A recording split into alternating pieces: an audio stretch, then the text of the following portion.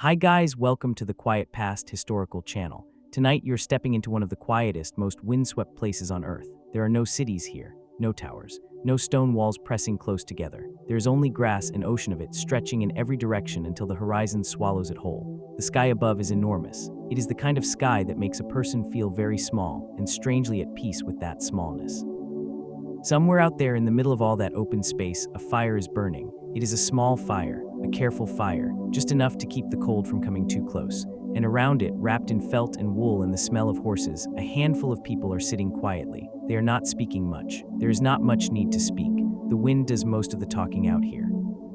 You do not know it yet, none of them know it yet, but what begins here, in this spare and lonely place, will eventually reach the gates of Vienna. It will touch the shores of the Pacific.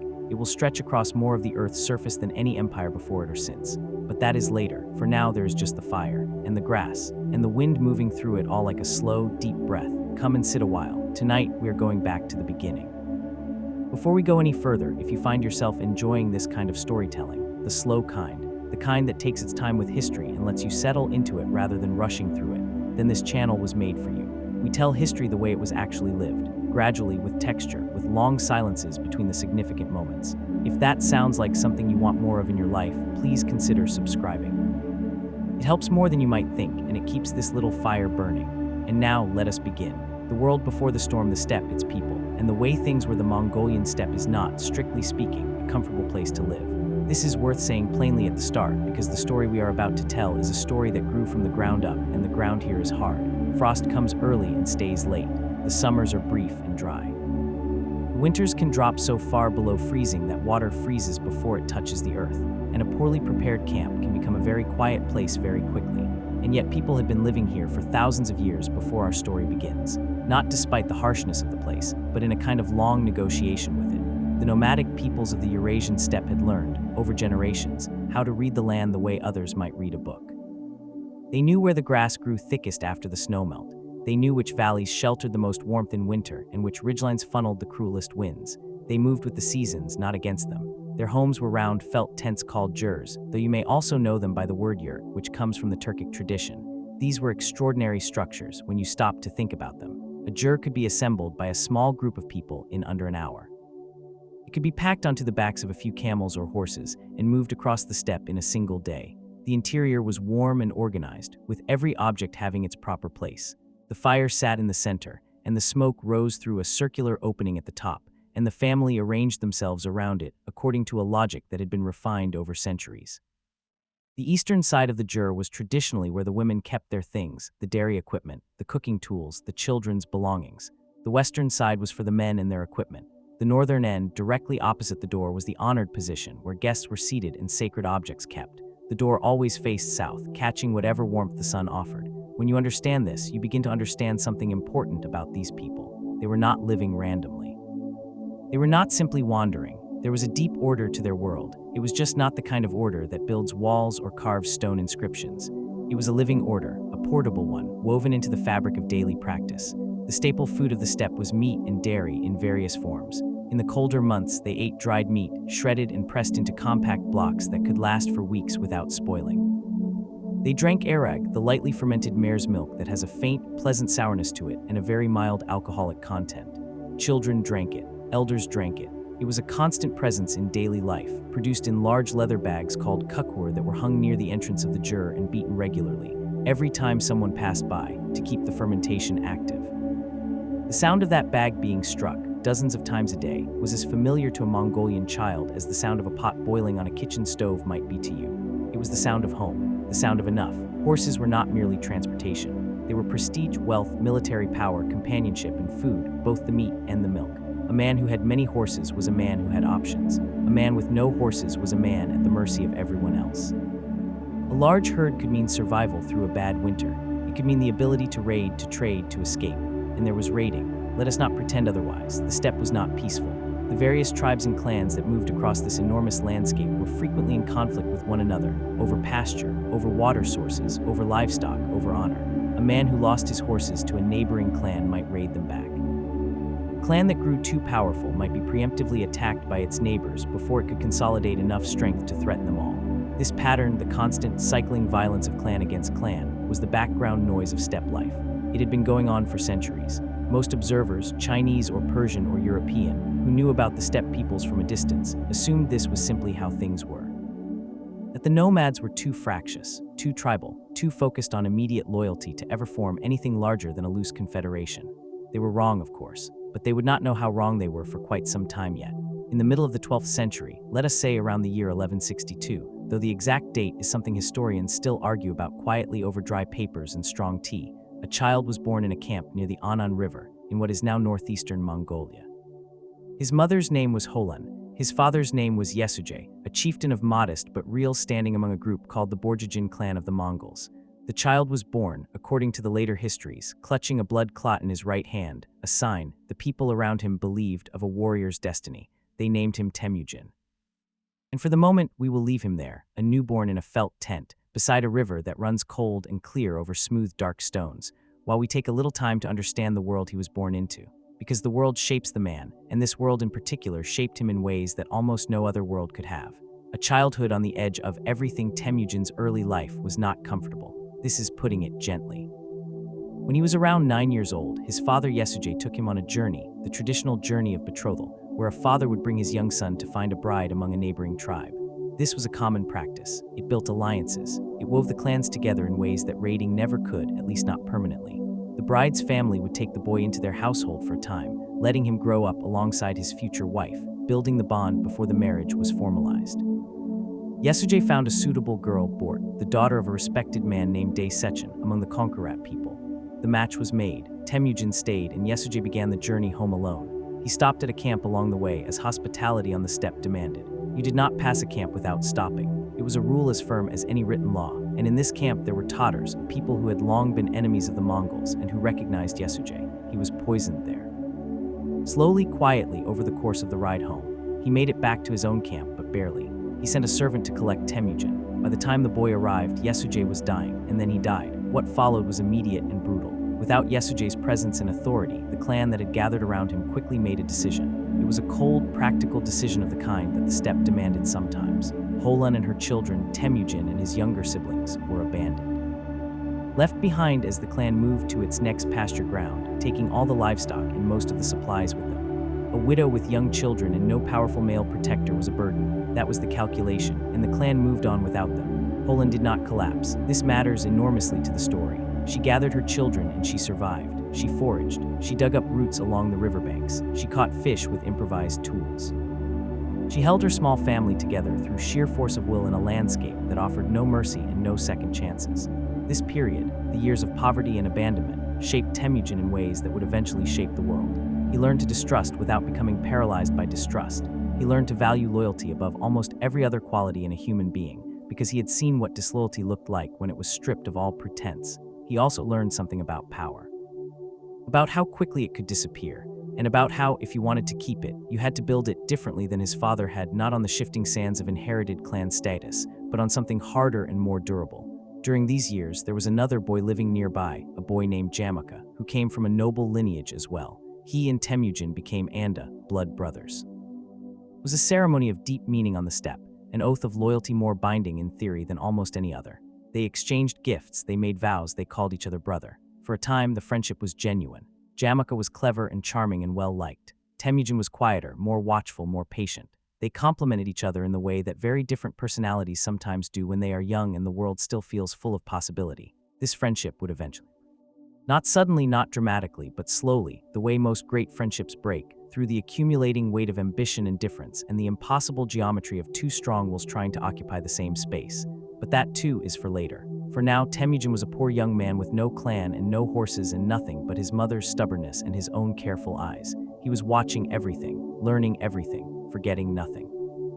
The first alliances, and as the night deepens over the steppe, over those miles and miles of grass bending and rising in the dark, let us follow Temujin as he begins, very slowly, to climb. The first thing he needed was horses. Horses were taken from him, along with almost everything else, and the recovery of stolen horses was considered entirely legitimate, even honorable, on the steppe. A man who could get his horses back had proven something. A man who could keep them had proven something more. He recovered some horses. He attracted some followers, young men without better options, men who had fallen between the cracks of the clan system the way Temujin himself had. These were not prestigious companions at first. They were the kind of people the established clans did not particularly want. And then, the event that would change everything, at least for a while, Bort. He had grown up enough to claim his promised bride, and he went to collect her. They married. The marriage was, by all historical accounts, a genuinely good one. Bort was intelligent and politically astute, and the relationship between them would be one of real partnership, at least by the standards of the time. She brought with her a gift from her family, a magnificent black sable coat. That coat would prove to be one of the most consequential garments in world history. Because shortly after the marriage, a group of Merkit warriors came in the night.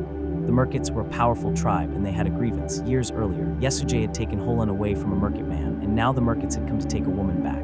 They came in force in the early hours when the camp was dark and quiet. Temujin fled. He escaped into the forest with most of his companions. Bort did not. She was taken, carried away into the Merkit camps, given as a wife to a man there.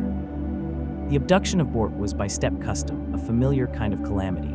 Women were sometimes seized, sometimes ransomed, sometimes absorbed.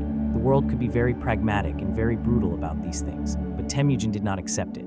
He took the black sable coat, Bort's wedding gift, and he carried it to a man named Togrul, powerful Khan of the Karait tribe, who was his father's old Anda, his blood brother, a man who had once received shelter and assistance from Yesuje. The coat was a gift, and it was also very clearly a statement: I am calling in what is owed. Togrul accepted the coat. He agreed to help. He also brought in Jamaka, Temujin's own Anda. Together, they assembled a force and rode against the Merkits. The raid was successful. The Merkit camps were scattered. Bort was recovered. She was pregnant when she returned. The child she carried, a boy who would be named Jachai, would always carry a shadow of uncertainty over his parentage. Temujin never publicly questioned it. He raised Jachai as his own son, but the whisper was always there, soft and persistent as the steppe wind, and it would cause problems in the years to come. For now, though, Bort was home, and Temujin had demonstrated something important. He could put together a coalition. He could lead men in coordinated action. He could call in debts and honor obligations and build, however temporarily, something larger than himself. This was the beginning. The slow gathering the years that followed were years of gradual accumulation. This is how power works on the steppe, and perhaps everywhere else too, not in a single dramatic gesture, but in the slow accumulation of relationships and victories and demonstrations of reliability.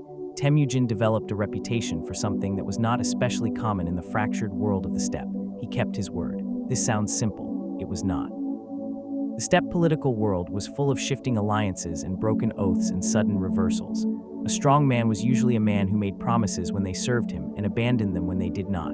This was understood. It was almost expected. But Temujin consistently did something different. When he made a promise, he kept it, sometimes at significant personal cost. When he won a battle, he distributed the spoils in ways that rewarded loyalty, rather than simply keeping the best for himself and his closest relatives. When he defeated an enemy clan, he would sometimes absorb its members into his own following rather than killing them all if they pledged loyalty. Genuinely and completely, they were accepted.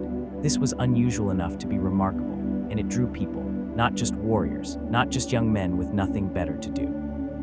Real people with real skills. A man named Subutai, whose name we will return to many times in this story, came to offer his service when he was still very young. He would become perhaps the greatest purely military mind of the medieval world, a general whose campaigns would not be matched in scale or audacity for centuries. A man named Jib came into Temujin's orbit after fighting against him and shooting his horse from under him in battle. Temujin, when he found out who had done it, asked the man directly. Jib admitted it without flinching. Temujin made him one of his generals. This was a pattern. Competence mattered. Loyalty mattered. Origin, clan, ethnicity, these things mattered less than they did anywhere else in the steppe world. You could be Tatar, the people who had poisoned his father, and still serve in his army if you proved yourself. You could be from a defeated enemy clan and still rise to positions of real authority. The meritocratic character of what Temujin was building was not accidental. It was deliberate, and it was revolutionary. But the relationship with Jamaka was fracturing. The two Anda, the two blood brothers, had different visions for what power on the steppe should look like. Jamaka was more traditional. He believed in hierarchy based on noble blood, in the old clan structures that gave aristocratic families their position. He was charismatic and well-connected and genuinely popular among the established nobility. Temujin's model threatened all of that. If loyalty and competence mattered more than birth, then the old hierarchies lost their meaning. There came a moment historians debate the exact sequence of events, but the outcome is clear when the two men's followers began to separate naturally into camps. Some went with Jamaka, some came to Temujin. And then the split was real and the old friendship was effectively over. They would fight each other, eventually, but for a long time they circled each other at a careful distance, neither quite ready to make the final move. Meanwhile, the Tatars, the people who had killed Yesujay, Temujin had not forgotten. He never forgot much of anything, but this he remembered with a particular clarity. When the opportunity came, when Togrul and Temujin fought alongside each other against the Tatars, in coordination with the Jin dynasty of northern China, who also had reasons to want the Tatars weakened, Temujin used the battle to pursue a more comprehensive policy. He ordered the Tatars killed. Not all of them, women and children, were generally spared to be absorbed into his growing following, but the men, the warriors, were measured against the wheel of a cart. If a man was taller than the wheel, he was killed. If shorter, he was spared. It was methodical, it was cold, and it effectively ended the Tatars as an independent power on the steppe. Temujin also took 2 Tatar women as wives. This too was deliberate, not primarily for the reasons you might assume, but for political reasons. Absorbing the Tatar nobility into his own family was one way of consolidating the absorption of the Tatar people. By around the year 1200, Temujin controlled a significant portion of the eastern steppe. He was not yet the dominant force. There were still large, powerful confederations, the Nayman to the west, the Karaite under Togrul, the Merkit, various others. But he was growing. He was always growing, slowly and deliberately, like a fire that never quite gets as much attention as it deserves until one day you look up and realize it has spread to everything around it. The Kurultai of 1206, meanwhile, in another quiet corner of history, the Nayman Confederation was watching all of this with increasing unease. The Naymans were powerful, perhaps the most powerful single entity on the western steppe at this point. They were also more culturally sophisticated than many of their neighbors, having been exposed to Nestorian Christianity through contact with Western trade routes. Some of their nobility had converted, and they had scribes and an administrative tradition that the Mongols largely lacked. Their Khan was a man named Tayang Khan. He was, by most historical accounts, not particularly suited for the crisis he was about to face. His mother, Gerbesu, seems to have had rather more political intelligence than he did.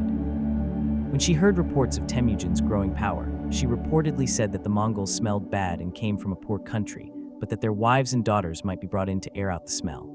It is the kind of dismissive remark that history records with a certain ironic care, because the person making it is always wrong. The battle between Temujin and the Naymans, fought around 1204, was decisive. The Naymans fought hard, but they were ultimately broken. Tayang Khan was killed.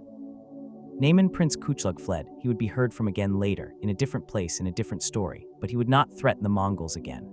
And now, with the Naymans defeated, the Merkits broken, the Tatars absorbed, and Togrul, his old ally, dead, Temujin was the undisputed master of the Mongolian plateau.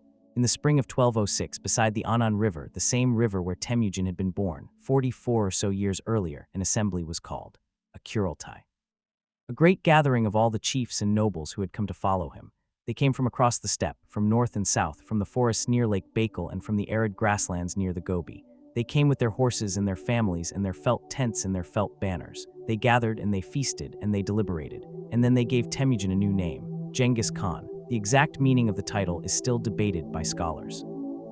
Universal ruler is the most common translation, but some argue for fierce or oceanic, as in, vast as the ocean encompassing everything. Whatever the precise etymology, the intent was clear. This was not the chief of a clan or even the leader of a confederation. This was something new, the ruler of all the peoples of the felt-walled tents. A great white banner with 9 tails was raised. The shamans performed their ceremonies. The arag flowed. The fires burned. And the world, without knowing it yet, had just changed. Let us sit here for a moment and try to understand what had actually been accomplished, not in terms of battles and territory, but in terms of organization. Because the military campaigns that would follow were made possible by something less dramatic but more fundamental, administrative reform. Genghis Khan, we will use the title now, reorganized the Mongolian military and social structure around a decimal system. Units of 10, 100, 1,000, and 10,000. These were not units organized by clan or family. They were organized by loyalty to him directly. A man of any clan could be in any unit, serving alongside men from different backgrounds. The unit became the primary social identity, replacing the clan. This seems like a small thing. It was not. It meant that the old tribal loyalties, the loyalties that had kept the steppe fractured for centuries, were systematically dissolved and replaced with loyalty to the new structure. A soldier's allegiance was to his unit, to his officer, and ultimately to the great Khan, not to the clan he had been born into. He also created a personal guard, the Keshik of 10,000 warriors, selected from the sons and brothers of commanders throughout the empire. These were not just bodyguards. They were essentially a finishing school for future leaders, and also a very elegant system of hostages, ensuring that commanders in distant places had family members living very close to the Khan himself. And he promoted the Uyghur script as the official writing system of the new empire. The Mongols had not had a written language of their own before this. Now they did, borrowed from a Turkic people who had already been using it. Scribes were valued, records were kept, laws were written down. The empire from its very first breath was built on paper as much as on horseback. The Great Wall and what lay beyond it North China in the early 13th century was not one place. It was multiple places, multiple dynasties, multiple powers, all watching each other with the careful suspicion of neighbors who share a fence and have long since run out of pleasant things to say to each other. The Jin dynasty controlled the north, a Jurchen people who had come down from Manchuria a century earlier and conquered the northern half of the old Song Empire. Their capital was at Zhongdu, roughly where modern Beijing now stands, a city of extraordinary size and sophistication, with walls that stretched for miles and markets where you could buy silk from the south, furs from the north, jade from the mountains, and medicine from plants grown in gardens maintained by specialists who had spent entire lifetimes studying them. The Jin had a complicated relationship with the steppe peoples. For generations, they had used a strategy of deliberate division, supporting one tribe against another, paying subsidies to keep the nomads fighting among themselves rather than turning their attention southward. They had, in a sense, been helping to maintain the fractured steppe that had existed before Genghis Khan. Now that the steppe was unified, the strategy was obsolete, but the Jin court did not fully understand this yet. They still thought of the Mongols the way they had always thought of the northern nomads, as dangerous, certainly, but ultimately manageable, as people who could be bribed and flattered and played against each other. The new ambassador who arrived at the Jin court on behalf of the Mongols was received with appropriate ceremony and appropriate condescension. The Jin emperor at the time sent word that Genghis Khan was expected to prostrate himself in the traditional gesture of submission. The story goes that Genghis Khan heard this demand, paused, looked south in the direction of the Jin capital, spat on the ground, and rode north. Whether this is literally true is another matter historians debate cheerfully, but it captures something real about the moment. The negotiations failed, and in 1211, the Mongol army crossed the Gobi Desert and entered Jin territory. The campaign against the Jin dynasty would take more than 20 years and outlast Genghis Khan himself. But the early campaigns established a pattern that would be repeated across many subsequent conquests. The Mongol army moved faster than anyone expected. This was not accidental. It was the result of a logistical philosophy that was radically different from the settled armies of the time. A Mongol warrior on campaign carried almost everything he needed with him, on himself and his horses. He had multiple horses, typically 3 to 5, rotating among them so that no single animal was pushed past its limits. He carried dried meat and dried milk curds that could sustain him for days without resupply. He carried a small iron cooking pot, a file for sharpening arrowheads, a needle for repairs, a waterproof leather bag for crossing rivers. The army did not need a supply chain in the way that other armies did. It moved and it lived off the land when it could, and off its own stores when it could not. And it was disciplined in ways that steppe armies had rarely been before. The decimal organization meant clear chains of command. The Keshig officers spread throughout the army meant that standards were consistent. When the generals said hold, the army held. When the generals said move, the army moved. Jin Wall, yes, there was a wall, a precursor and partial inspiration for what we now call the Great Wall, though it was different in form and extent, offered some defense. But walls are only effective if there are enough soldiers to man them. The Jin Empire was large and their attention was not exclusively on the north, and the Mongols were not simply going to throw themselves at a wall in the manner of a less thoughtful army. They went around, they went through passes. They used scouts and intelligence networks to identify weaknesses.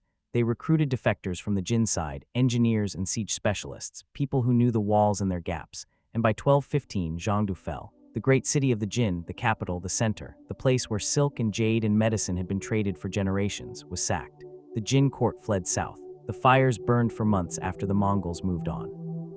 A Persian historian who visited the ruins years later reported that the bones of the slaughtered formed entire mountains and that the soil was greasy with human fat. We will sit with this for a moment, not to dwell in horror, but because it is important to understand the full shape of what we are describing.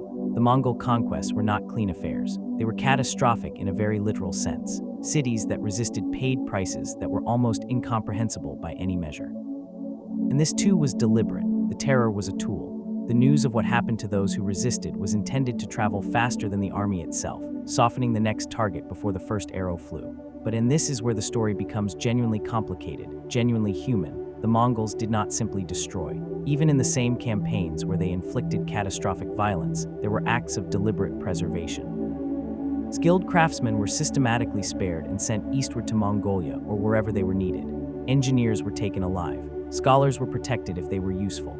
A Taoist monk named Qiu Chuji, one of the most respected religious figures in China at the time, the leader of the Complete Perfection sect, was invited by Genghis Khan himself to travel to his camp and discuss the secrets of immortality and the proper conduct of a ruler. Qiu Chuji made the journey, thousands of miles across Central Asia, and spent months in conversation with the Khan. Genghis Khan asked him, was there a medicine for immortality? Qiu Chuji said no, not honestly. No such medicine existed. Genghis Khan apparently appreciated the honesty.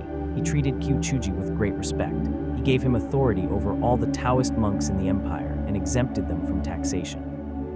He reportedly ordered his soldiers to stop hunting in certain areas because Qiu Chuji had noted that the animals were frightened and suffering. This is the same man who had ordered the systematic massacre of the Tatars and the sack of Zhangdu. The Mongol story is not a simple one. It never is. The world to the west, for a brief period after the first Jin campaigns, something like stability settled over the Mongol world.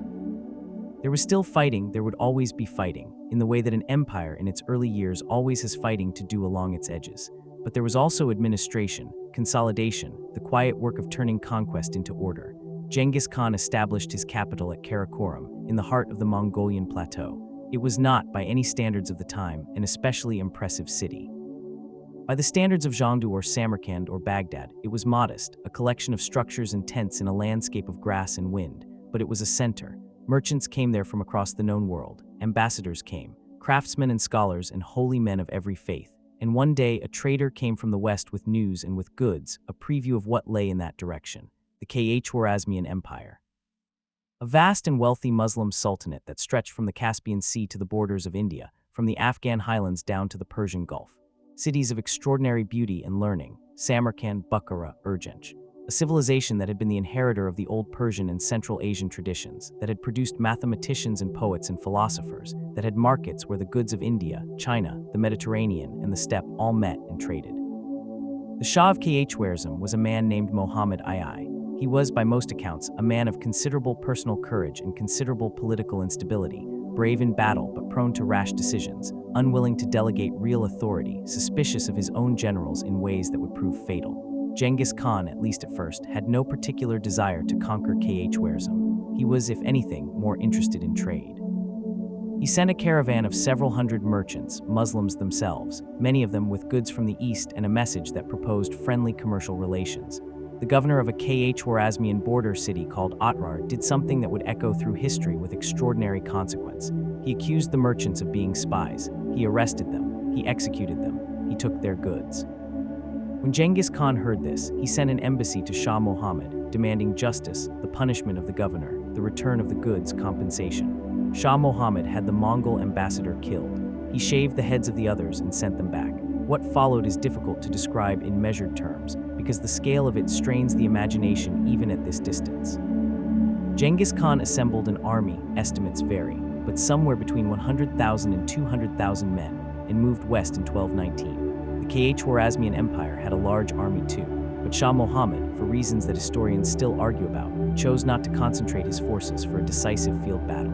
Perhaps he did not trust his generals. Perhaps he feared losing his own power if the military commanders became too prominent. Instead, he dispersed his forces among the great cities of his empire, trying to turn each one into a fortress. This was almost certainly the worst possible choice against the Mongols, because the Mongols had, by this point, acquired and mastered siege warfare. They had Chinese engineers, Persian engineers, engineers from everywhere they had conquered, and they had studied and practiced the techniques of reducing fortifications until they were very good at it. A city that closed its gates was not safe from the Mongols. It was merely delaying. Bukhara fell in February 1220. Genghis Khan rode his horse into the Great Friday Mosque, the most sacred building in the city, and addressed the population from its pulpit. He told them that he was the punishment of God, that if they had not committed great sins, God would not have sent a punishment like him upon them. There is something almost theatrical about this moment. Something that was intended to be recorded and remembered. Whether or not the exact words are accurate, the image has persisted. The conqueror in the mosque, speaking in the language of divine judgment. Samarkand fell not long after. One of the most beautiful cities in the world, a city of gardens and mosques and libraries and markets, a city that had been a center of civilization for a very long time, was taken, sacked, and a significant portion of its population killed or enslaved. We must sit with this for a moment, not just with the violence, but with what it meant. The civilization of Central Asia, the Persian-influenced, Islamic, cosmopolitan civilization of the oasis cities along the Silk Road, was one of the most sophisticated and productive in the medieval world. It had kept Greek philosophy alive when Europe had largely lost it. Its mathematicians had given the world algebra. Its poets had written verses that are still read today. Its cities were centers of trade that connected China to the Mediterranean in ways that nothing else did. The Mongol conquests of the 1220s inflicted damage on this civilization that it did not fully recover from for centuries. The population losses were catastrophic. The irrigation systems that made the oasis cities possible were destroyed, and without those carefully maintained systems of water management, what had been fertile land returned to desert. The cities eventually revived, some of them. The world of Central Asian civilization that had existed before 1219 was gone, and then something unexpected, almost implausible. Out of the ruins of these destroyed cities, the Mongol Empire began to rebuild, not as a Mongolian empire in any strict ethnic sense, but as something more complicated. The Mongols recognized, with remarkable pragmatism, that running a civilized empire required civilized administrators, and so they recruited them. Persian scribes ran the administration. Chinese engineers maintained the infrastructure. Muslim merchants were encouraged to trade. Religious scholars of every tradition were given protection. The destruction was real, but so was the reconstruction that followed it, in a different form and a different key. The generals and the western ride, and as the night deepens over this long story, let us follow two men who were riding west while the great campaigns in the east were still being consolidated. Geb and Subutai. We have mentioned both of them before. Geb, the man who shot Genghis Khan's horse and then admitted it without flinching. Subutai, the young man who came to offer his service and grew into perhaps the greatest strategic mind of the medieval world. Genghis Khan sent them west in a reconnaissance in force, a scouting expedition of 20,000 horsemen into lands no Mongol army had ever seen. What followed was one of the most remarkable military rides in all of history. Geb and Subutai moved around the Caspian Sea, through the Caucasus into the Russian steppe. They were not trying to conquer. They were learning, mapping, testing. They encountered the Georgian army and defeated it. They encountered the Cumans, a powerful Turkic people of the western steppe, and initially made peace with them, then turned and defeated them when their guard was down. They encountered the coalition of Russian princes at the Battle of the Kalka River in 1223 and shattered it completely, with Russian princes dying under wooden boards on which the victorious Mongols sat and feasted, a detail that is almost certainly apocryphal in its specifics, but captures something real about the psychological theater of Mongol warfare. And then, after a ride of thousands of miles, after years of constant campaigning, they turned around and went home. They came back with something more valuable than territory. They came back with knowledge. They knew where the passes were and where the rivers ran and how the Russian principalities were organized and how the Cumans fought. When the next army came west, and it would come knowing what it was walking into. Let us think about Subutai for a moment, because he deserves a moment's thought. He was born into a blacksmith's family, no noble lineage, no clan prestige, nothing but himself. He served Genghis Khan from his teenage years. Over the course of his life, he commanded armies in campaigns across 2 continents. He participated in more than 20 major campaigns and won 65 pitched battles without a significant defeat. He was reportedly a very large man in later life, too heavy to ride easily on horseback, pulled instead in a cart. He planned campaigns on paper, or on felt, as was more common, working out logistics and timing and contingencies with a patience and thoroughness that was far ahead of its time. He thought in terms of seasons and years. While other generals thought about the next battle, Subutai was thinking about the battle after the next one. He understood that war was as much about supply and timing, and the mental exhaustion of the enemy as it was about the clash of armies in the field. And he was loyal, completely, reliably loyal. Not the desperate loyalty of a man who has no other options, but the considered loyalty of a man who has thought about what he values and decided that this is where he places it. When Genghis Khan was old, we are getting ahead of ourselves, but let us mention it now. Subutai was one of the few people whose counsel was consistently heard and consistently good. He outlasted nearly everyone from the early days. He served under 3 different Khans and remained effective under all of them. He died in 1248 in his 70s, having never lost a major campaign. History gives him relatively little of its attention compared to the Khans he served. This is the way of things. The men who make the decisions get the statues. The men who figure out how to actually execute the decisions are usually footnotes. Subutai deserves better than a footnote. The final years of Genghis Khan by 1226, Genghis Khan was in his 60s. On the steppe, this was not a young man. He had spent decades in the saddle, in the cold, in the heat, in the relentless physical demands of a life of constant campaigning. he was still active. He was always active. He had turned west to deal with the remnants of the Tangut kingdom, the Zaizia, a people who had been a vassal state of sorts and had failed to provide military support when it was demanded during the Khwarezmian campaign. For Genghis Khan, this was not something to be simply noted and filed away. It was something to be addressed. He assembled the army. He rode against the Zaizia. The campaign was successful, as his campaigns almost always were. But during it, Genghis Khan was thrown from his horse during a hunt, a very common hazard of the steppe way of life, where hunting was a year-round activity and a form of military training. The injuries were serious. He was not young anymore, and the body does not bounce back the way it once did. He continued the campaign. He died before it was fully concluded, in August of 1227, the exact date and location still somewhat uncertain, as the Mongols were extremely careful about concealing the death of their Khan. The body was transported home in secret, and the burial place was hidden so thoroughly that it has never been found, despite the efforts of many people over many centuries. His last words, as recorded in the secret history of the Mongols, the great Mongolian epic of his life, were to his sons. He told them that he had conquered a great empire. He told them that in order to keep it, they would have to be united with each other, and he told them that if they quarreled among themselves, they would be eaten by everyone they had conquered. It was excellent advice. His sons and grandsons would follow it for a while, and then slowly, inevitably, they would forget it. What had he actually built? At the time of his death, the Mongol Empire controlled roughly a quarter of the world's land surface. From the Pacific coast of China to the Caspian Sea, from the Siberian forests to the borders of Afghanistan, all of this was in principle subject to the will of the great Khan. He had come from nothing, from a widow on the steppe with no horses and no clan and 5 hungry children, and he had built this. The question of how to feel about this, the appropriate moral weight to assign to it, is something that thoughtful people still disagree about. The violence was real, the destruction was real. The death toll of the Mongol conquests is estimated by various scholars and using various methodologies at somewhere between 30 and 40 million people, though some estimates go higher. In some regions, the population loss was more than half, and yet. The world that emerged from the Mongol conquests was also, in some ways, a more connected world than what had come before. The Pax Mongolica, the Mongol peace, that prevailed for several decades after the major conquests would create conditions for the most extensive trans-Eurasian trade in history up to that point.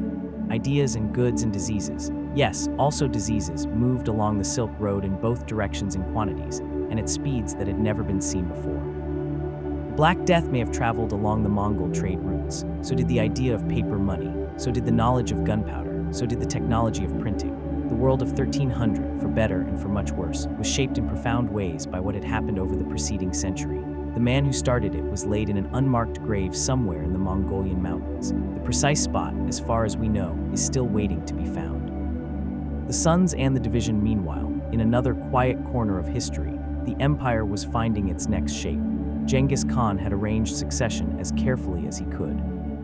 His second son, Ojdai, was chosen, a compromise between the more capable but more troublesome older son Jach, already dead by the time Genghis Khan died, possibly killed on his father's orders, possibly of illness. The historical record is not clear, and the brilliant but difficult third son Chagatai, and the youngest son Talyui, who was perhaps closest to his father personally but not the designated heir.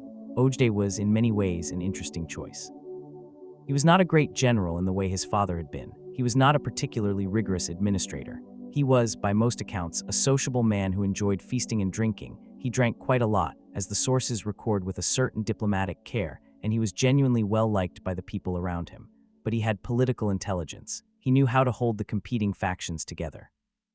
He knew when to reward and when to punish, and when to simply let something go rather than make an issue of it. Under Ojdai, the great Kurultai of 1229 confirmed him as the second great Khan, and the empire continued its expansion in several directions simultaneously. In China, the Jin dynasty, still holding on in the south after the fall of Zhongdu, was systematically reduced. By 1234, it was gone. The Mongols were now in direct control of all of northern China. In the west, the campaigns that Subutai had scouted years earlier were now launched in earnest. The western campaign was commanded nominally by a grandson of Genghis Khan named Badu, the son of Jach, but the actual operational genius behind it was Subutai. They moved into the western steppe in 1236 with a force that contemporaries estimated at somewhere between 130,000 and 150,000 warriors. The Volga Bulgars went first. Then the Russian principalities, one by one. Vladimir, Suzdal, Moscow, then just a small settlement, not yet the city it would become. Torzhok, city after city, falling in the winter of 1237 to 1238 when the rivers were frozen and the Mongol horses could move across terrain that would have been impassable in other seasons.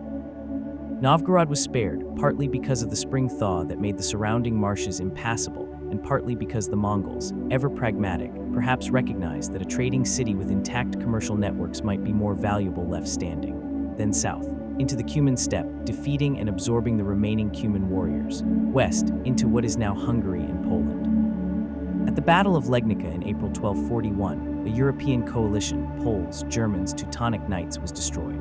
At the Battle of Mohyj a few days later, the Hungarian royal army was shattered. King Bela IV fled. The Mongols rode into Hungary and set up winter quarters. Subutai was reportedly planning the final push westward into the fragmented kingdoms of Central Europe. And then Ojdai died. In December 1241, Ojdai Khan died in his capital.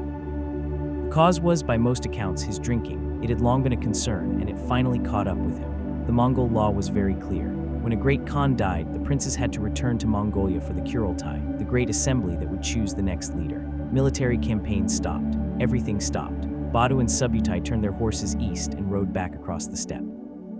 Europe, which had been watching the advance with a horror bordering on apocalyptic dread, the Pope had called for a crusade, the Holy Roman Emperor Frederick II had made preparations, was saved not by its own resistance but by the death of a man thousands of miles away, and by the political rules of a culture that it barely knew existed. Subutai died in 1248 without ever returning to Europe. The campaign was simply not resumed. Other things demanded attention. Europe, which had trembled on the edge of an experience that its eastern neighbors had already lived, went back to its usual affairs. Karakorum and the world's crossroads, let us leave the campaigns for a moment and return to the center. Karakorum was, for a few decades in the middle of the 13th century, something extraordinary, the center of the world's largest empire, and therefore, in a real sense, a kind of crossroads of all human civilization. It is important to picture it accurately, which means resisting the temptation to picture it as something grander than it was in physical terms. The city was not comparable to Samarkand or Beijing in size or architectural magnificence. A Flemish Franciscan friar named William of Rubruck, who visited it in the 1250s and left one of the most detailed and honest accounts we have, compared it unfavorably to the suburb of Saint Denis outside Paris. But the populations gathered there. The religions practiced there, the languages spoken there, the goods traded there.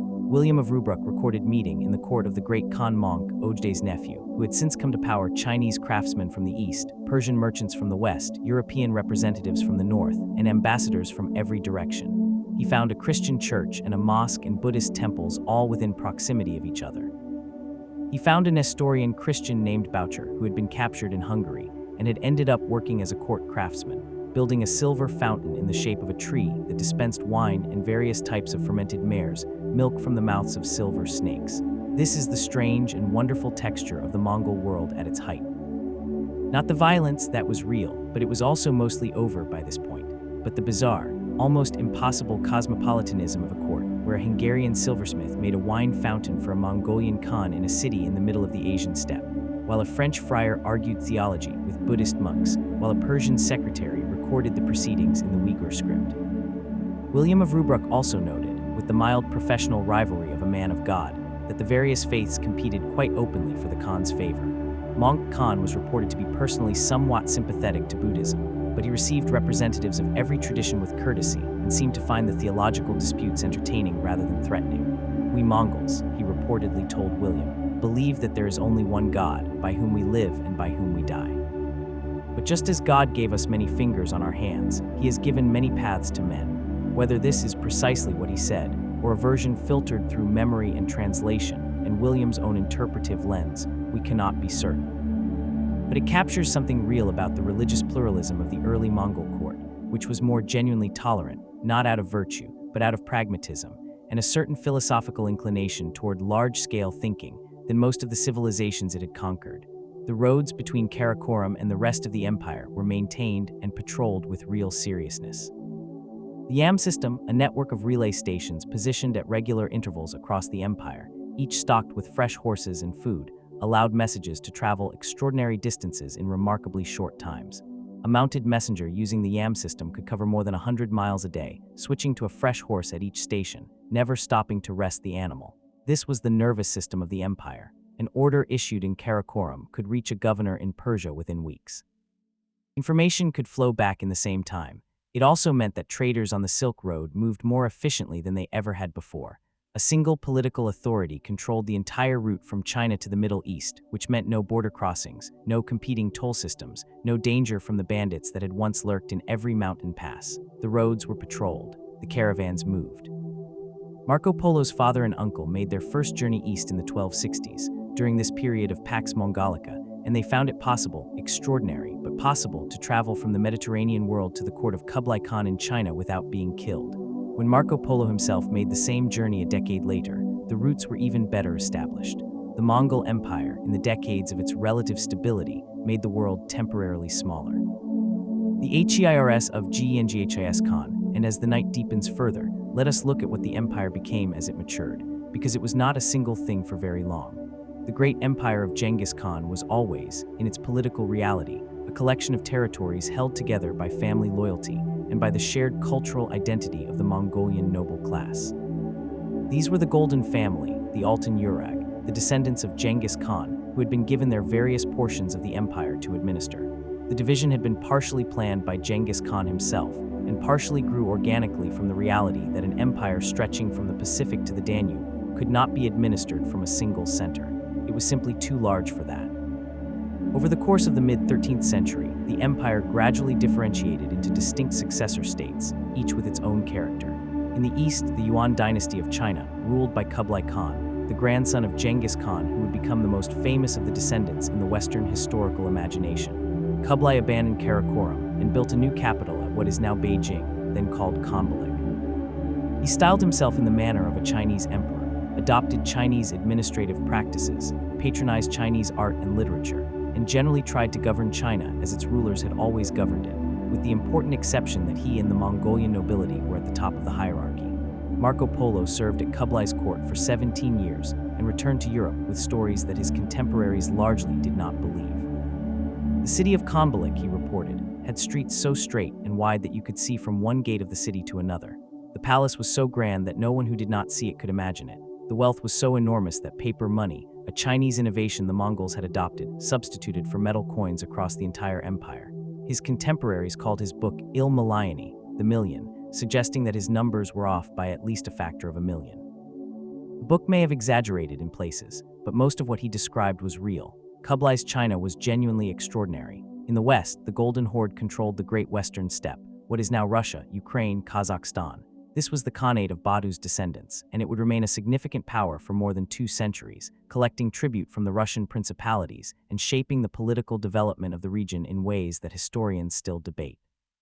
The Russian princes came to the Golden Horde's court, called the Sarai, a word meaning palace, which sat on the lower Volga, to have their rule confirmed. They knelt, they paid, they navigated the complex political requirements of a relationship with a power that could end their reign whenever it chose. This period, sometimes called the Tatar yoke in Russian historical memory, lasted from the 1240s until the late 15th century, when Ivan III of Moscow finally refused to continue paying tribute, and the horde was too fragmented to do much about it. The experience left deep marks on Russian political culture: the tendency towards centralized authority, the paranoia about encirclement, the particular quality of the relationship between the ruler and the ruled. In the Middle East and Persia, the Ilkhanate, ruled by Hulagu, another grandson of Genghis Khan, controlled the heartland of the old Muslim world. The most consequential act of the Ilkhanate's early years was the destruction of Baghdad in 1258 and the killing of the last Abbasid caliph, the killing of a man who had been, at least in symbolic terms, the spiritual leader of the Sunni Muslim world. The caliph was wrapped in felt and trampled by horses. The Mongols were careful not to shed royal blood directly on the ground, and trampling was considered an honorable death. The Abbasid Caliphate, which had been the center of the Islamic world for 500 years, ended in a felt tent somewhere on the plains outside Baghdad. The Library of Baghdad, the House of Wisdom, one of the great repositories of human knowledge in the medieval world, was reportedly destroyed, its books thrown into the Tigris until the river ran black with ink. This detail again may be partially legendary, but something catastrophic happened to Baghdad's intellectual infrastructure in 1258, and the city never again played the role it had played for the previous 5 centuries. But then, Ain Jala, September 1260. The Mongols had continued pushing south and west after Baghdad. Syria fell. Aleppo and Damascus fell. The Crusader states, still holding on in the Holy Land, watched in a complicated mix of hope and terror. Perhaps the Mongols, who had Nestorian Christians among their commanders and Christian queens among their wives, might be allies against Islam. Some crusader lords made accommodating gestures toward the advancing Mongol forces. But then Hulagu received news of a political crisis in the east, a succession dispute following the death of Mongol Khan, and he turned back with most of his army, leaving a smaller force under a general named Kitbuka to hold the conquered territories. And at the springs of Goliath, Ain Jalut, in what is now northern Israel, the Mamluk Sultanate of Egypt fought the remaining Mongol force and defeated it. Kitbuka was killed. The Mongols retreated. It was the first significant defeat of a Mongol army in the field by a comparable military force. The Mamluks, themselves former slave soldiers from the steppe, which gives this story a delicious circularity, turned out to be almost uniquely equipped to fight the Mongol way of war because they had grown up in its shadow. They knew the tactics, they had horses, and they were fighting close to their supply base while the Mongols were extended far from theirs. The Mongols did not reconquer the Levant. The line held at Ain Jalut became roughly the western limit of the Mongol Empire in that part of the world. The last campaigns and the world remade the empire continued, in its various forms, for another century and a half after the major campaigns were concluded. Kublai Khan tried to extend eastward across the sea, to Japan. He assembled enormous fleets in 1274 and again in 1281, and launched them across the Korea Strait toward the Japanese islands. Both times the fleets were destroyed, not by Japanese military resistance, which was fierce but limited, but by storms. Typhoons, arriving at precisely the wrong moment, wrecked the invasion fleets. The Japanese called these storms the kamikaze, the divine winds. The gods had protected Japan. The Mongols also pushed into Southeast Asia, Vietnam, Burma, Java, with mixed results. These were not the open steppe campaigns where their cavalry was supreme. These were jungle and rice paddy wars, where the heat and the terrain and the local diseases worked against them. They won battles and took territory and lost it again. The pattern was different from anything they had experienced before, and they adapted imperfectly. In each of these cases, what we can observe is a military tradition that was truly without peer in the conditions for which it had been developed. Open terrain, fast movement, coordinated archery on horseback, psychological warfare, excellent logistics, flexible tactics, struggling when those conditions were not present. They were not invincible. They were extraordinarily capable within a specific set of conditions, and they had the intelligence and adaptability to expand those conditions considerably beyond their original range, but not infinitely. By the early 14th century, the various Mongol successor states were also beginning to change in another way. They were assimilating, not disappearing, not yet, but becoming something different from what they had been. The Ilkhanate in Persia converted to Islam. Ghazan Khan in 1295 declared Islam the state religion and himself a Muslim. This was a significant moment. The descendants of the men who had destroyed Baghdad and killed the caliph were now the protectors of the faith. The conversion changed the Ilkhanate's relationship with its Persian subjects, brought the court into closer cultural alignment with the majority population, and accelerated the process by which the Mongol ruling class was absorbed into Persian culture rather than the other way around. In the West, the Golden Horde had been Muslim for some time. In the East, Kublai Khan's Yuan dynasty had adopted so many Chinese cultural practices that the Mongolian court, by the late 13th century, was recognizably Chinese in its surface features, even as the Mongolian language and identity were carefully maintained among the elite. The empire was becoming its subjects, slowly and unevenly, and in different ways in different places. This is what happens when a conquering people lacks the numbers, and the Mongols always lacked the numbers, to overwhelm the population they have conquered. They adapt, they intermarry. They find that the sophisticated bureaucratic traditions of the people they have defeated are more efficient for running a large empire than anything they have brought from the steppe. And then, generation by generation, they become something else.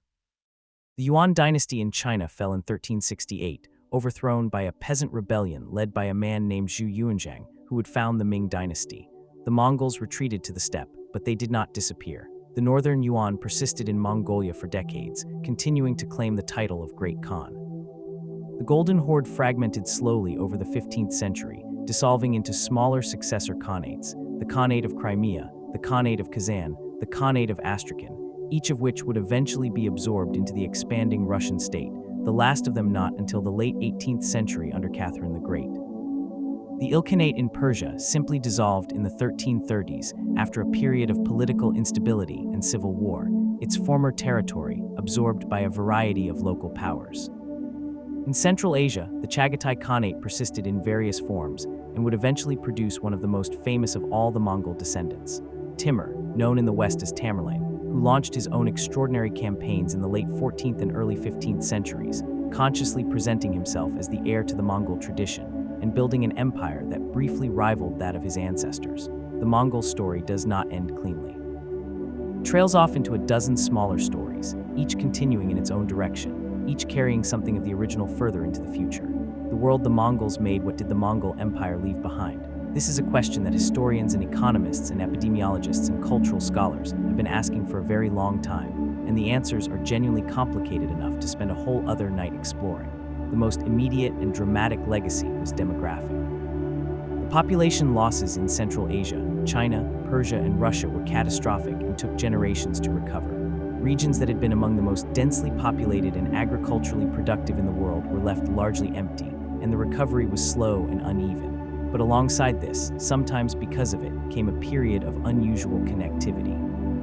The Pax Mongolica of the mid-13th century through the early 14th century created conditions under which people, goods, ideas, and diseases moved between China and Europe with a freedom that was historically unprecedented. The Black Death, let us say the name plainly, the plague that swept through Europe in the 1340s and 1350s, killing somewhere between a third and a half of the continent's population, almost certainly traveled along the Mongol trade routes. The pathogen had been present in the rodent populations of the Central Asian steppe for a long time. The Mongol conquest and the subsequent trade connectivity gave it the vectors it needed to spread westward. The same trade routes that carried silk and spices and porcelain from east to west also carried, invisibly, the bacterium Yersinia pestis. The plague changed Europe permanently. The labor shortage it created contributed to the end of serfdom in many regions. The questioning it provoked, why had God allowed this? What was the meaning of it? Fed into the religious and philosophical ferment that would eventually contribute to the Renaissance and the Reformation. The world of 1400 was radically different from the world of 1300, and the plague is one of the central reasons why. And the plague arrived via the Mongol trade routes.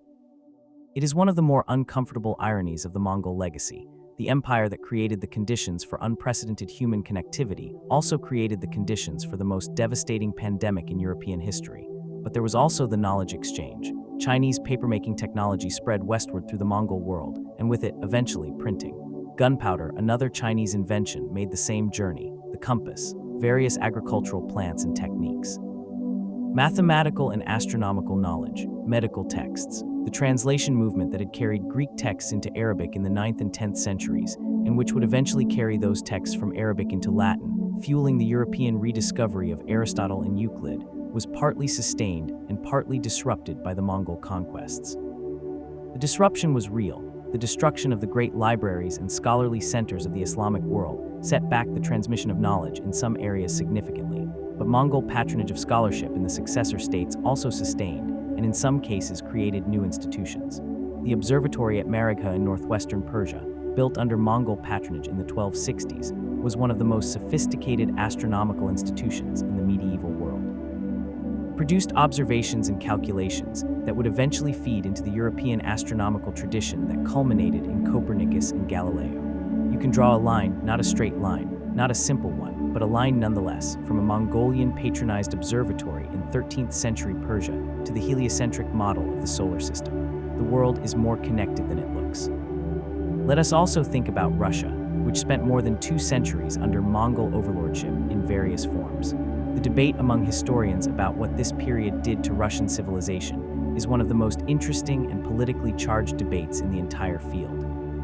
Some argue that the Mongol period fundamentally changed Russian political culture, that the centralized, autocratic, state power-oriented tradition of the Russian state was partly shaped by 2 centuries of interaction with a political culture that valued central authority and expected submission, that the word that Russians used for treasury, kazna, comes from the Mongol word, that the postal system, the census techniques, the military organization, all of these had Mongol precedents.